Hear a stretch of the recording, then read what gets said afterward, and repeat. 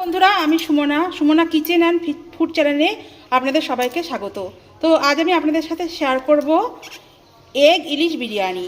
তো চলুন বন্ধুরা, আর বেশি দেরি না করে শুরু করা যাক।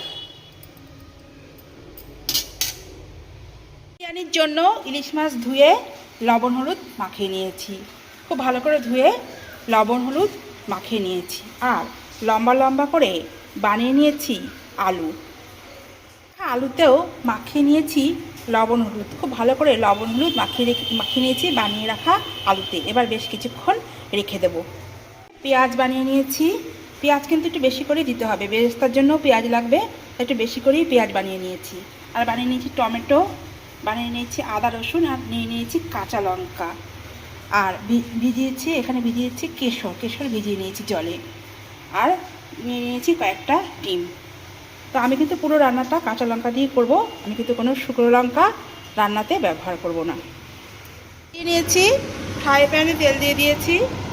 এবার ডিমটা ফ্রাই প্যানে দিয়ে দেবো। ডিমটা ফ্রাই প্যানে দিয়ে দিলাম।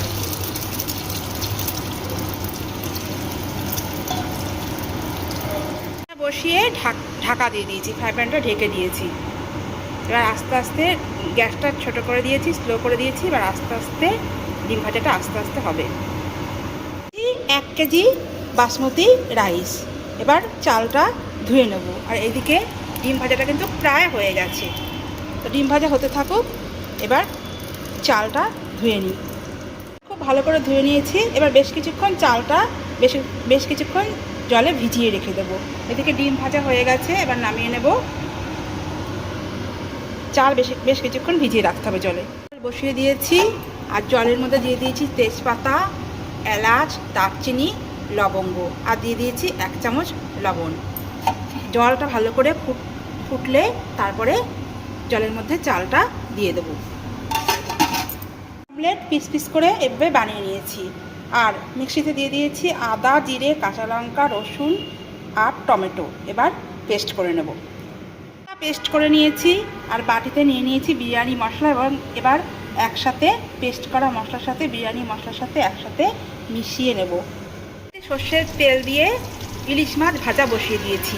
আমি কিন্তু সম্পূর্ণ রান্নাটা সর্ষের তেলে করব, যেহেতু ইলিশ বিরিয়ানি, তাই সম্পূর্ণ রান্নাটা সর্ষের তেলে করব। তো ইলিশ মাছ ভাজা বসিয়ে দিয়েছি। খুব হালকা করে ইলিশ মাছ কটা ভেজে নেব। চাল দিয়ে দিয়েছি। ভাতটা কিন্তু খুব ঝরঝরে করে নামাতে হবে। বিরিয়ানির ভাত গলে গেলে কিন্তু একদম ভালো লাগবে না, তাই খুব ঝরঝরে করে ভাতটা নামাতে হবে। আর মাছ প্রায় ভাজা হয়ে গেছে, এবার নামিয়ে নেব।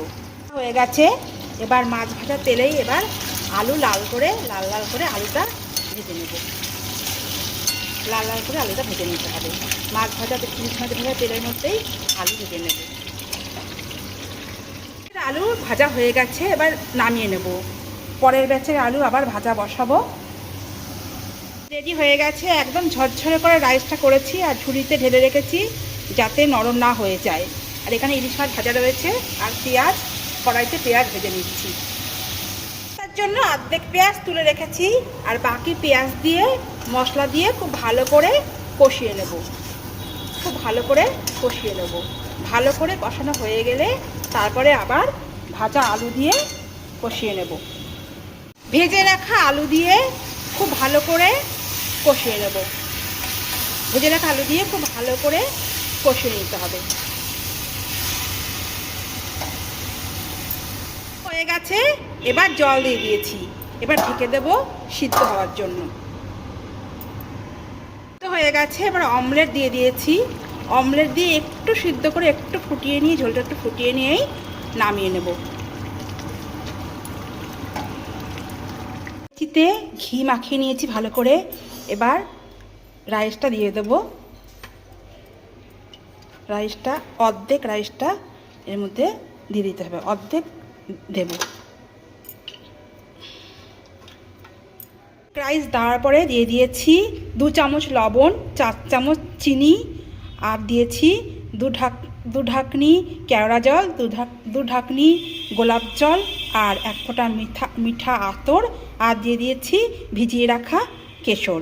এবার কষিয়ে রাখা আলু এর মধ্যে দিয়ে দেবো।